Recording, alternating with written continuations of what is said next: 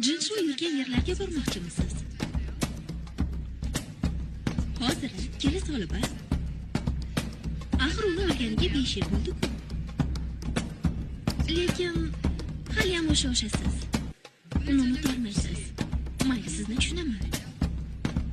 Esingizdan chiqmasin. Bugun oqshom kelganingiz sharafiga ziyofat beriladi. Tashakkur. Buncha rasmiy. Bo'pti, faqat buguncha ruxsat sizga.